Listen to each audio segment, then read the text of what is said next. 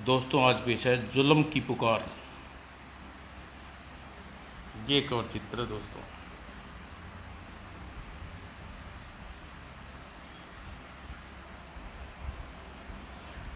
निरंजन का जन्म दौलतपुर राज्य में पीताम्बर नाम के नाई के घर हुआ था।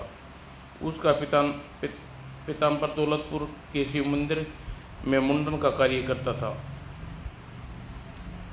जब उसका पिता मंदिर में मुंडन का काम करने जाता तो बचपन में वह उसे अपने साथ लेता। मंदिर में दूर दूर तक बड़े लोग अपने बच्चे का मुंडन करवाने आते थे। आखिर इन बच्चों में ऐसी क्या खास बात है जो ये इतने ठाठ बाट से जीवन जी रहे हैं, जबकि इनके पास पहनने को ढंग से कपड़े भी नहीं हैं। मंदिर में पाठशाला भी थी। वहाँ ब्राह्मण व क्षत्रिय के बच्चे पढ़ते थे। निरंजन ने मन में पढ़ने की इच्छा उत्पन्न हुई। बापू, मैं भी इन लोगों की तरह पढ़ूंगा। मूर्ख पढ़ने के लिए काम काम तो ब्राह्मण और क्षत्रिय का होता है, हम लोगों का नहीं।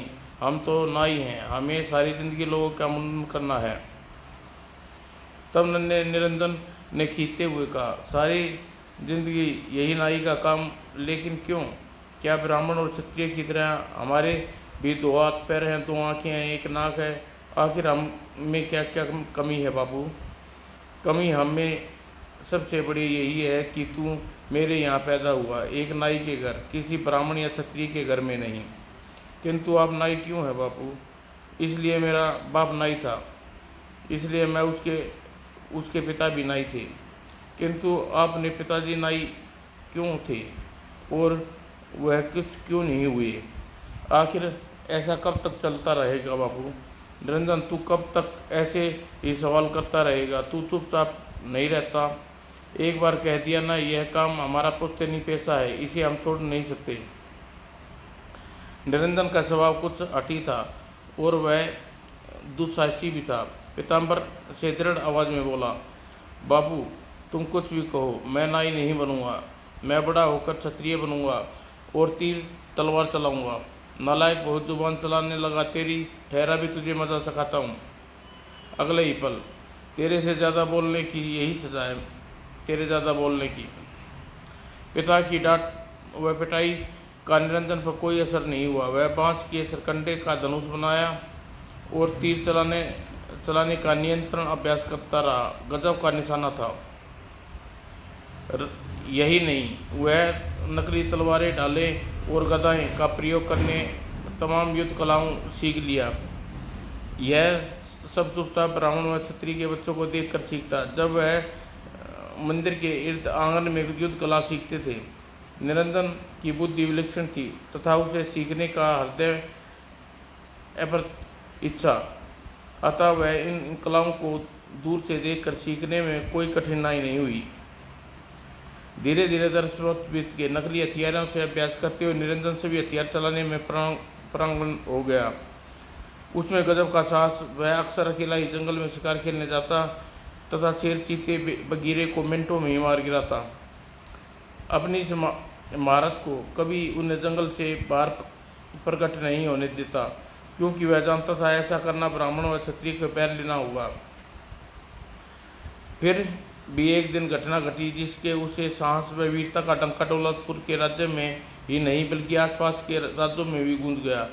हुआ यह कि एक संध्या के समय दौलतपुर की राजकुमारी श्री प्रभा अपनी माँ महारानी जयप्रभा के साथ मंदिर में पूजा करने के लिए जा रही थी। तभी न जाने कहाँ से वहाँ एक बगेरे ने राजकुमारी श्री प्रभा पर आक्रमण कर दिया। बचाओ ओ बगेरा! राजकुमारी और महारानी अंगरक्षक सहम कर पीछे हट गई। कौन अपनी जान संकट में डाले, बचाओ! निरंजन जैसे ही यह दृश्य देखा, उसने पीताम्बर के हाथ से उस्तरा छीन लिया। अरे, यह क्या कर रहा है? निरंजन के पिता ने कोई बात का उत्तर नहीं दिया। वह दौड़ता हुआ बगेरे के पर आक्रमण कर दिया। भयभीत राजकुमारी दूर जा गिरी। निरंजन ने बड़ी होशियारी से उस्तरे के प्रहार से बगेरे की आंखें फोड़ दी। गुर्र! और उछलकर उसकी पीठ पर सवार हो गया। अंधा हो जाने के कारण तड़पता टकराता डगराता बगेरा इधर उधर दौड़ रहा था। निरंजन ने आगे झुककर दोनों हाथों से उसका गला दबा दिया। गुर्र। निरंजन उसका गला दबाता गया। अंत में बगेरे की आंखें बाहर निकल आई। निरंजन निष्प्राण बगेरे की पीठ से उतर गया। बहुत साहसी युवक हो तुम तो, कमाल कर दिया निरंजन ने तो, यह तो बड़ा छुपा रुस्तम निकला। उसने बगेरे के मृत शरीर को घुमाकर दूर फेंक दिया। फिर निरंजन राजकुमारी श्रीप्रभा के पास पूछा, राजकुमारी जी आपको चोट तो नहीं आई? राजकुमारी श्रीप्रभा उसकी बातों का कोई जवाब नहीं दिया, मंत्रमुग्ध से निगारती रही। कितना दुस्साहसी व सुदर्शन युवक है, काश मेरा इससे विवाह हो पाता। निरंजन का भी यही हाल था, वह कुछ ऐसा ही सोच रहा था। राजकुमारी श्रीप्रभा कितनी सुंदर है, काश राजकुमारी श्रीप्रभा मेरी पत्नी बन पाती। दोनों एक दूसरे में डूबे हुए थे। तभी महारानी जयप्रभा ने आकर श्रीप्रभा की तिंद्रा तोड़ी।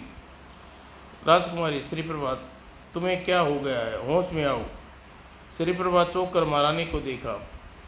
निरंजन प्रशंसा करने की बजाय महारानी जयप्रभा सोच रही थी, इस दरिद्र लड़के ने राजकुमारी को स्पर्श किया है, यह ठीक नहीं हुआ। महारानी ने निरंजन को धन्यवाद देने की बजाय घृणा से दृष्टि से उसकी ओर देखा और निरंजन सहम सा गया। तब महारानी श्रीप्रभा ने कहा, चलो राजकुमारी, पूजा करने के लिए देर हो रही है। श्रीप्रभा महारानी के साथ चुपचाप मंदिर की सीढ़ियां चलने लगी। तभी बदवासा पीतम्बर निरंजन के पास दौड़ा आया। निरंजन, तूने इतना दुस्साहस क्यों किया? यदि बगेरा तुझे खा जाता तो? बाबू, मैं कोई मिट्टी का थोड़ी हूँ बना हुआ जो बगेरा मुझे खा जाता। उस दिन जब निरंजन के पिता के साथ मंदिर से घर लौटा तो उसकी स्मृति में राजकुमारी श्रीप्रभा ही छाई हुई थी। श्रीप्रभा, ओह, तुम मेरे होश हवास इस प्रकार क्यों छीन ले गई? मुझे अपने चारों तरफ तुम दिखाई दे रही हो। उधर राजकुमारी श्रीप्रभा का भी यही हाल था। उस साहसी युवक ने मुझे बगेरे से जान बचाई, मेरी एक एक सांस पर उसका अधिकार कर लिया। अब वह युवक मेरे जीवन का स्वामी है। इस दूसरे दिन राजकुमारी श्रीप्रभा राजकुमारी जयप्रभा से बोली, माँ, कल भगवान शिव के क्या प्रताप से मेरी जान बची है। मैंने प्रण किया है कि मैं अकेली प्रतिदिन शिव के दर्शन के लिए मंदिर जाया करूँगी। राजकुमारी, यह तुमने अच्छा निर्णय किया, अच्छे कार्य में विलंब करना नहीं चाहिए। जाओ, आज ही शिव मंदिर जाना प्रारंभ कर दो। श्रीप्रभा झटपट तैयार होकर खुशी खुशी मंदिर की ओर चलती।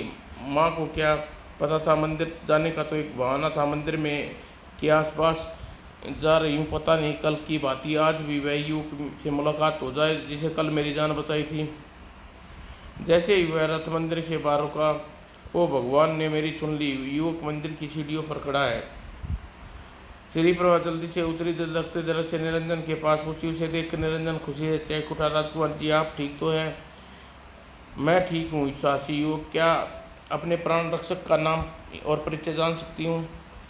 राजकुमारी, मेरा नाम निरंजन है और मंदिर में बैठने वाले पीतम्बर नाई का बेटा हूँ। ओह! राजकुमारी का मुंह उतर गया। यह देख क्या हुआ राजकुमारी, मेरा परिचय जानकर तुम्हारा मुंह क्यों उतर गया? निरंजन, इसका भी एक कारण है। कल जब तूने मेरी बगेरे से जान बचाई तो मैंने मन ही मन तुम्हें अपना पति के रूप में वर्ण कर लिया था। तुम्हारा परिचय जानकर मैं समझ गई कि तुम गरीब परिवार के हो, इसलिए यह सोचकर निराश हो उठी, पिताजी महाराज भूलकर भी मेरा ब्याह तुमसे नहीं करेंगे। राजकुमारी जी, इस प्रकार निराश न हो, भगवान ने चाहा तो तुम्हारा विवाह अवश्य होगा, चाहे दुनिया की लाख रोड़े अटकाए। निरंजन, मैं शिव भगवान से यही प्रार्थना करने आई थी। राजकुमारी मंदिर में आने का उत्साह हुई। निरंजन उससे पूछा, राजकुमारी, पुनः कब मुलाकात होगी? निरंजन, ये तो प्रतिदिन मंदिर में आया करूँगी। मंदिर में इस प्रकार मिलना जुलना ठीक नहीं। मैं प्रतिदिन सखियों के साथ राज्य उद्यान में सैर करने जाती हूँ। अब हमारी तुम्हारी मुलाकात प्रतिदिन शाम को प्रीत उद्यान के पलाश के पेड़ के नीचे हुआ करेगी। ठीक है, यह ठीक रहेगा। राजकुमारी श्रीप्रभा मंदिर में चली गई। दूसरे दिन श्रीप्रभा सखियों के साथ उद्यान में पहुंची। सखियों, तुम यहीं ठहरो, मैं जरा पलाश के पेड़ को तक घूम कर आती हूँ। ठीक है राजकुमारी जी। मन में उत्साह, श्रीप्रभा तेजी से पलाश के पेड़ की ओर चल दी। पलाश का पेड़ के नीचे बैठा निरंजन उसकी प्रतीक्षा कर रहा था। राजकुमारी तुम आ गई? हाँ मेरे प्रीतम। दोनों बहुत देर तक पलाश के पेड़ के नीचे बैठे बातें करते रहे। निरंजन विदा लेने कर श्री प्रभा सखियों के साथ लौट गई। तब निरंजन वहां से चला आया। इस प्रकार लुक छुप कर राजकुमारी निरंजन प्रतिदिन उद्यान में भेंट होती और एक दिन प्रीत उद्यान में निरंजन के साथ पलाश के पेड़ के नीचे बैठा। तभी सखी सोचने लगी, राजकुमारी प्रतिदिन हमें यहाँ छोड़कर पलाश के पेड़ के पीछे अकेली क्यों जाती है? जरूर कोई रहस्य है। आज मुझे उस रहस्य की खोज करनी चाहिए। यह सोचकर ललिता छिपते छिपते पलाश के पेड़ की ओर चल दी। जब वह पलाश के पेड़ के पास पहुंची, वो राजकुमारी पलाश के पेड़ के नीचे किसी युवक के साथ बैठी है। यह मादरा है। राजकुमारी इस युवक से मिलने के लिए प्रतिदिन पलाश के पेड़ के नीचे जाती है। अगर यह रात सूचना महारानी को दे दूं तो महारानी खुश होकर मुझे इनाम देगी। उसी रात ललिता महारानी के जयप्रभा के पास पहुंची। महारानी जी, यदि कुछ इनाम दें तो आपको एक बहुत महत्वपूर्ण बात बताऊं। इनाम की तुझे खूब चिंता की ललिता। जयप्रभा ने वो गले में सच्चे मोतियों की माला निकाली और ललिता की ओर बढ़ाई और बोली, लो ललिता अपना इनाम। अब मुझे महत्वपूर्ण सूचना बता। ललिता खुश होकर जयप्रभा को से माला ली। तत्पश्चात, महारानी जी वादा करो मेरी बात सुनकर आप मुझ पर नाराज नहीं होंगी। ललिता, तू तो अपनी बात लंबी खींच रही है। अच्छा, मैंने वादा किया तो सुनिए महारानी। राजकुमारी श्री प्रभा उद्यान में प्रतिदिन एक युवक से छिपकर मिलती है। क्या? महारानी जी, मैं सच कह रही हूँ। मैंने अपनी आंखों से राजकुमारी युवक को मिलते देखा। ओह! ललिता की बात सुनकर आसपास सी खड़ी हो गई। कुछ सोचकर ललिता से बोली, ललिता तूने बहुत अच्छा किया जो समय रहते मुझे यह सूचना दे दी। जयप्रभा उसी समय राजा नर देव के पास पहुंची। क्या बात है राजकुमारी, कुछ परेशान सी हो? महाराज, बात ही परेशान होने की है। जयप्रभा ने सहबुस्ता नर देव को सारी बात घटना बता दी। जयप्रभा से सारी बात जानकर नरदेव गुस्से में बिखर उठा। कौन है वह दुस्साहसी युवक जो प्रतिदिन उद्यान में राजकुमारी से मिलता है? महाराज, उस युवक के विषय में तो राजकुमारी ही बता सकती है। तब वह सेवक को बुलाकर नरदेव ने उसे आदेश दिया, जाओ राजकुमारी श्री प्रभा को इसी समय हमारे पास बुला कर लाओ। जो आज्ञा महाराज। सेवक श्री प्रभा को बुलाने चला गया। कुछ देर बाद श्री प्रभा नरदेव के सामने थी। राजकुमारी, मैंने तुम्हें यहाँ पूछना चाहता हूँ कि अपने कुल की सौगंध है, तुम मेरी बात का सही सही उत्तर दोगी। पूछिए पिताजी। तो बताओ, प्रतिदिन उद्यान में तुम प्रतिदिन जिस युवक से छिपकर मिलती हो वह कौन है? यह सुनकर श्री प्रभा के चेहरे का रंग उठ गया। पिताजी, महाराज को निरंजन के बारे में कैसे पता चला? पिताजी, मुझे अपने कुल की सौगंध दी है। अब मुझे निरंजन के बारे में बताना ही होगा। श्री प्रभा ने घबराता देख नरदेव ने उससे कहा, राजकुमारी क्या बात है? मेरी बात सुनकर तुम घबरा उठी। क्या युवक उस युवक के बारे में नहीं बताओगी? पिताजी, महाराज आपसे कुछ नहीं छिपाऊंगी। प्रतिदिन उद्यान में जिस युवक से मिलती हूँ वह युवक जिसने शिव मंदिर में बगेरे से मेरी जान बचाई थी। यह सुनकर महारानी चौंकी। श्री प्रभा, वह युवक पीताम्बर नाई का लड़का निरंजन है। माँ, मैं उस निरंजन से ही उद्यान में मिलती हूँ। नरदेव ने श्री प्रभा से पूछा, राजकुमारी तुम निरंजन से क्यों मिलती हो? पिताजी, महाराज मैंने मन ही मन उसे पति के रूप में वर चुकी हूँ। अब तो निरंजन नरदेव जयप्रभा पर माने बिजली सी गिर पड़ी। क्या क्या मैं सच कह रही हूँ? राजकुमारी, लगता है तुम्हें अपनी शुद्ध बुद्ध खो बैठी, अभी अलगरन बातें कर रही हो। निरंजन कहाँ निरंजन और कहाँ तुम? पिताजी, महाराज कुछ भी हो, मैं भारतीय नारी हूँ। भारतीय नारी एक बार जीवन में अपने पति का वर्ण करती है, चाहे उसके कुछ हो जाए, साथ साथ उससे विवाह भी करूँगी। ओह, तो यह बात है, यहाँ तक बढ़ गई है।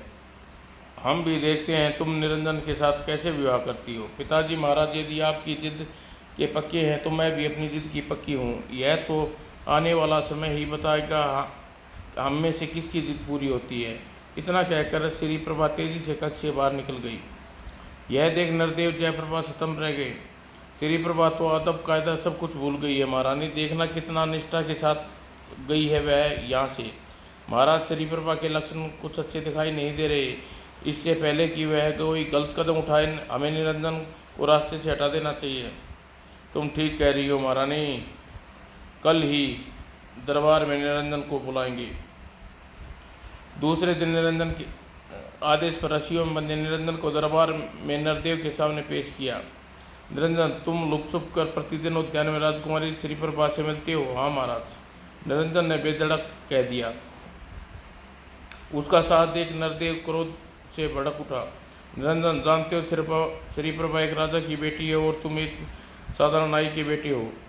तुम्हें इस बात का पता नहीं, यदि तुम राजकुमारी के साथ देख लिए जाओगे तो तुम्हारी परिणाम मृत्यु से भी भयंकर होगा। क्षमा करें महाराज, वह प्यार ही क्या जो डर कर किया जाए। मैं श्रीप्रभा से प्यार करता हूँ, वह विवाह करने का इच्छुक हूँ। निरंजन, जानते हो तुम क्या बक रहे हो? भला तुम्हारी और श्रीप्रभा की क्या बराबरी? महाराज, मैं श्रीप्रभा के लिए सर्वथा योग्य हूँ। खुलेआम चुनौती देता हूँ, यदि कोई युवक मुझे किसी भी प्रकार लड़ाई में जीत जाएगा तो मैं श्रीप्रभा का विवाह का प्रस्ताव हमेशा के लिए वापस ले लूँगा। कोई भी सजा भुगतने के लिए तैयार रहूँगा। तुम्हारी यह जरूरत, तुम एक राजकुमारी के साथ विवाह करने का ख्वाब देखो। महाराज, आखिर मुझ में कमी ही क्या है, सिवाय इसके कि मैं नाई और गरीब का बेटा हूँ। निरंजन, तुम्हारे हमारे सामने जुबान चली, हम तुम्हारी इस दुष्टता की सजा अवश्य देंगे। मैं भी सुनूं कि महाराज मेरे कौन सी सजा चुनी है। नरदेव जल्लादों को आदेश दिया। इस वाचाल नरदेव की गर्म सलाखों दुस्साहसी निर्धार को गर्म सलाखों से दाग दो। जो आज्ञा महाराज। राजा निरंजन का खिलखिलाकर हंस पड़ा। बस महाराज, मेरे लिए इतनी मामूली सी सजा चुनी। निरंजन, तूने अभी पता चल जाएगा कि गर्म सलाखे शरीर दागने से कितना कष्ट होता है। सिर दी जल्लाद दागनी में गर्म सलाखी। निरंजन, तुझे अपने बचाव के लिए जल्दी ही कुछ करना होगा, वरना ये जल्लाद गर्म सलाखों से तेरे शरीर को दाग देंगे। जल्लाद सलाखी गर्म करने के पश्चात उसकी ओर बढ़े। तभी नरदेव ने उछल पास खड़े सैनिक पर दावा बोल दिया। अरे! और निरंजन ने जल्दी ही सैनिक की तलवार छीन ली। तत्पश्चात, सावधान, जो कोई मेरी ओर बढ़ा मैं उसे गाजर मूली की तरह काट कर रख दूंगा। आह, यह क्या! निरंजन दरबार में खुलेआम कत्लेआम करेगा। तभी नरदेव बोला। महाराज, मैंने कोई अपराध नहीं किया, इसलिए मैं बिना किए अपराध का दंड नहीं भुगतूंगा। मैं दरबार से जा रहा हूँ, जिसकी हिम्मत है वह मुझे रोक कर दिखा दे।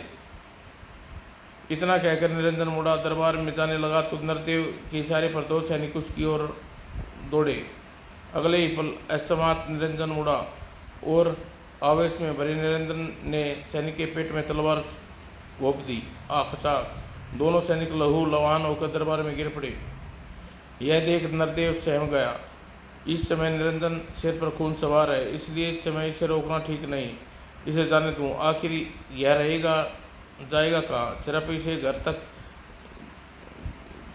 मैं मौका देकर पुण्य से कैद कराकर कारागार में डाल दूंगा।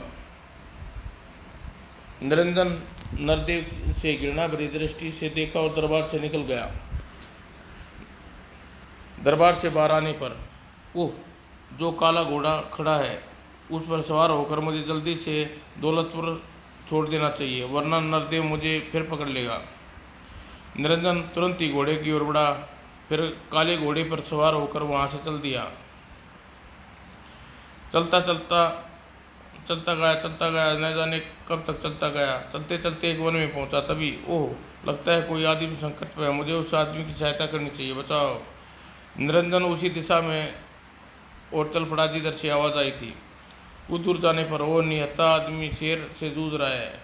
अगर मैंने जरा सी भी देर कर दी तो इस आदमी को खा जाएगा। निरंजन घोड़े से उतरा और तलवार तेजी के साथ शेर पर पटक मारा और शेर घायल राजा को छोड़ उस अस्तमाक ही निरंजन पर आक्रमण कर दिया। निरंजन को यह आशा नहीं थी शेर इतनी जल्दी उस पर वार करेगा, इसलिए वह पूरी तरह सावधान नहीं था। शेर निरंजन के दोनों कंधे में पंजे गड़ा दिए। शेर निरंजन को बिल्कुल संभलने का अवसर नहीं दिया। निरंजन पर वार करता गया, जिससे निरंजन बुरी तरह घायल हो गया। अब मैंने सिर दी हिम्मत करके अपने बचाव के लिए कुछ नहीं किया तो निश्चित ही मेरा अंत निकट है। निरंजन बड़ी मुश्किल से अपनी पूरी शक्ति जुटाई। उसने तत्पश्चात निरंजन की चेतना लुप्त होती चली गई। कुछ देर बाद वह बेहोश होकर पृथ्वी पर गिर पड़ा। उधर नरदेव सैनिक निरंजन को पकड़ने के लिए घर गए, लेकिन निरंजन वहाँ होता तो उसे पकड़ते। अतः खाली हाथ नरदेव के पास आए, वापस लौटे। उसने खाली हाथ देखकर नरदेव क्रोध से भरपूर आदेश दिया, निरंजन न मिला सही, उसके माता पिता को ही पकड़ लाओ। जब दरबार में पीताम्बर उसके रुक्मिणी को पकड़ कर लाए तो नरदेव ने उनसे सैनिकों को आदेश दिया, इन दोनों ने निरंजन जैसे सपोले को जन्म दिया, इसलिए भरे दरबार में इनको मौत के घाट उतार दिया जाए। पीताम्बर और रुक्मिणी आदेश सुनकर भय से सिर उठे। सैनिकों ने तलवार लेकर नरदेव के आदेश का पालन किया। खचाक खचाक। जब नरदेव श्रीप्रभा के पास पहुंचा, श्रीप्रभा ने निरंजन के गायब होने और माता पिता का वध की सूचना मिली चुकी थी। पिताजी, यह आपने अच्छा नहीं किया। निरंजन के माता पिता का क्या कसूर था? निरपराध आपने क्यों मरवा दिया? श्रीप्रभा, यह सब राजनीति का खेल है, तुम इन बातों में नहीं जानती। इस समय मैं तुम्हारे पास एक विशेष प्रयोजन से आया हूँ। तुम्हारा रिश्ता विजय नगर के युवराज विजेंद्र प्रताप के साथ तय कर दिया। आज से 5 दिन पश्चात तुम्हारा विवाह विजेंद्र प्रताप के साथ होगा। पिताजी महाराज, विजयनगर के युवराज विजेंद्र प्रताप मेरे विवाह तय करने आपने ठीक नहीं किया। मैं पहले ही कह चुकी हूँ, मेरे पति के रूप में निरंजन को वर्ण चुकी हूँ। इसके अलावा किसी के साथ कदापि विवाह नहीं करूँगी। ठीक श्रीप्रभा, हम अपने कुल पर आँच नहीं आने देंगे। तुमने अब तक अपने मन की कर ली, अब हम अपने मन की करके रहेंगे। इतना कहकर नरदेव क्रोध में उबलता हुआ कक्ष से बाहर निकल गया। उधर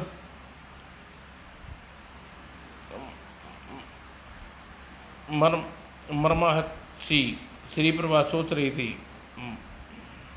पिताजी महाराज ने जुल्म पर जुल्म करते जा रहे हैं, अब मैं और जुल्म नहीं सह सकूंगी। कर लेने दो अपने विवाह की तैयारी, ऐन वक्त पर उन्हें दिखाऊंगी मैं कितनी जिद्दी हूँ। श्रीप्रभा के विवाह के उपलक्ष्य में दौलतपुर राज्य को दुल्हन की तरह सजाया गया। निश्चित समय पर विजय नगर के युवराज विजेंद्र की बारात दौलतपुर में आई। दौलतपुर के निवासी विवाह में तनिक भी खुश नहीं थे। आसपास इस प्रकार कानाफूसी हो रही थी। महाराज तो बहुत हट निकले। किस प्रकार राजकुमारी के अरमान का गला घोटकर राजकुमारी को युवराज विजेंद्र के साथ कर रहे हैं। महाराज ने निरंजन और उसके माता पिता के साथ बहुत क्रूर व्यवहार किया। भगवान महाराज को उसकी करनी का दंड अवश्य देगा। मुझे तो आश्चर्य है, राजकुमारी इस विवाह के लिए तैयार कैसे हो गई। और महल के द्वार पर नरेंद्र की बारात का स्वागत किया। तत्पश्चात दुल्हे के स्थान पर दुल्हन को स्थान पर ले गया। उधर दुल्हन बनी श्रीप्रभा कक्ष में, सखियों कुछ देर के लिए मुझे अकेला छोड़ दो, भगवान शिव को एकांत में समर्पण करना चाहती हूँ। सखिया तुरंत ही श्रीप्रभा के कक्ष से बाहर चली गई। श्रीप्रभा ने हीरे की अंगूठी निकाल कर, अब मेरे मरने का समय आ गया है। श्रीप्रभा ने हीरा चाट लिया। निरंजन, मुझे माफ़ करना, मैं तुम्हें छोड़कर सदा के लिए इस दुनिया से दूर जा रही हूँ। उधर राज पंडित नरदेव से कहा, राजकुमारी को बुलाइए, महाराज फेरों का समय निकलता जा रहा है। ओह, जो आ गया पंडित जी। और नरदेव के आदेश पर सखिया श्रीप्रभा के कक्ष में पहुंची। अरे राजकुमारी अपनी शयन कक्ष पे बेहोश पड़ी है। राजकुमारी क्या हुआ? दासियां दौड़कर राजकुमारी के शयन कक्ष पे पहुंची। ओ गजब हो गया, राजकुमारी की नाड़ी तो बंद है। क्या राजकुमारी जी मर गई? दासियां दौड़कर नरदेव के पास पहुंची, उसे राजकुमारी की मृत्यु के बारे में बताया। राजकुमारी मर गई, लेकिन यह कैसे हो सकता है? कुछ देर पहले तो वह भली चंगी थी। नरदेव दौड़ा हुआ श्रीप्रभा के कक्ष में पहुंचा। ओ, श्रीप्रभा वास्तव में ही मृत पड़ी है। तभी उसकी दृष्टि सिहारे रखी सिरहाने पर एक कागज पर पड़ी। यह किसका पत्र है?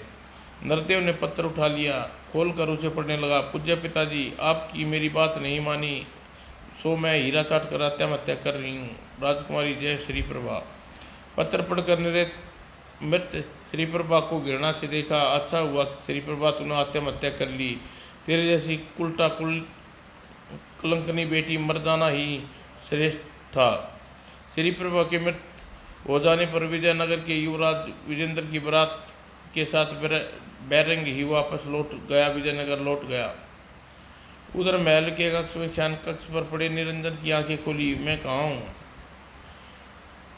उसे बोलते देख कक्ष के द्वार पर खड़ा पहरेदार चौंका। ओह, रोगी को होश आ गया, जाकर महाराज को इस बात की सूचना देनी चाहिए। पहरेदार दौड़ा दौड़ा राजा पृथ्वीपाल के पास पहुंचा। महाराज, महाराज, घायल को होश आ गया महाराज। ओह, यह तो बहुत अच्छा हुआ, चलो हम भी चलकर देखते हैं। पृथ्वीपाल ने तुरंत निरंजन के कक्ष में पहुंचा। हमें खुशी है, 6 दिन की लंबी बेहोशी के बाद तुम्हें आखिर होश आ गया। निरंजन के दिमाग को जैसे झटका लगा। क्या मैं 6 दिन तक बेहोश रहा? हाँ युवक, लेकिन मैं यहाँ आया कैसे? साहसी युवक, 6 दिन पूर्व शेर ने हमसे बचाते तुम बुरी तरह घायल हो गए थे। फिर शेर की मौत के घाट उतारने के पश्चात तुम बेहोश हो गए, अतः मैं तुम्हारे यहाँ उठा लाया। ओह, तो यह बात है। क्या अपना परिचय जान सकता हूँ? हाँ, क्यों नहीं। मैं पृथ्वी नगर का राजा पृथ्वीपाल हूँ। तो मैं इस समय पृथ्वीनगर राज्य में हूँ। युग, तुम तो मेरे विषय में जान गए, अब तुम अपने विषय में भी कुछ बताओ। तब निरंजन अपने विषय में पृथ्वीपाल को संपूर्ण बात बताई। निरंजन की सारी बात जानकर, निरंजन तुमने साथ वास्तव में बहुत अन्याय हुआ है। राजा नरदेव को ऐसा नहीं करना चाहिए था। महाराज, मैं सिर्फ दौलतपुर जाना चाहता हूँ। 6 दिन में राजकुमारी श्री प्रभा से नहीं मिला, मेरे वियोग में न जाने कैसी दशा होगी। निरंजन, राजा नरदेव तुम्हारे खून का प्यासा है, तुम्हारा इस प्रकार दौलतपुर जाना ठीक नहीं। पहले हम अपने गुप्तरों से दौलतपुर भेजकर वहाँ के 6 दिन के भीतर घटी घटनाओं की सूचना मंगवा लें। तत्पश्चात ही तुम्हारा दौलतपुर जाना ठीक रहेगा। हम तुम्हें दौलतपुर जाने से नहीं रोकेंगे। शायद आप ठीक कह रही हैं महाराज। पृथ्वीपाल ने उसी दिन अपने गुप्तरों को दौलतपुर भेज दिया। कई दिन पश्चात जब गुप्तरों ने पृथ्वीनगर वापस लौटकर पृथ्वीपाल को निरंजन व दौलतपुर की सारी घटनाएं की सूचना दी और राजकुमारी श्री प्रभा मर गई, नरदेव ने बेकसूर माँ बाप को मौत के घाट उतार दिया। गुप्तरों की लाई सूचनाएं निरंजन हाथ सा कर दिया। वह घुटने में सिर देकर फूट फूट कर रोने लगा। भू। तब पृथ्वीपाल ने उसे समझाया, निरंजन तुम वीर पुरुष हो, वीर पुरुष इस प्रकार रोना शोभा नहीं देता। पृथ्वीपाल समझाने पर निरंजन किसी तरह चुप हुआ। पृथ्वीपाल ने उससे पूछा, निरंजन अब तुम क्या चाहते हो? सुनते ही आवेश निरंजन की मुठ्ठियां कस गई। बदला, नरदेव, बदला लेना चाहता हूँ। उसे उसके माता पिता और राजकुमारी श्री प्रभा को मारा है, उससे बदला लेना चाहता हूँ। ठीक है निरंजन, तुम नरदेव से बदला लोगे। हम आज ही अपनी विशाल सेना दौलतपुर के लिए कूच करने का आदेश देते हैं।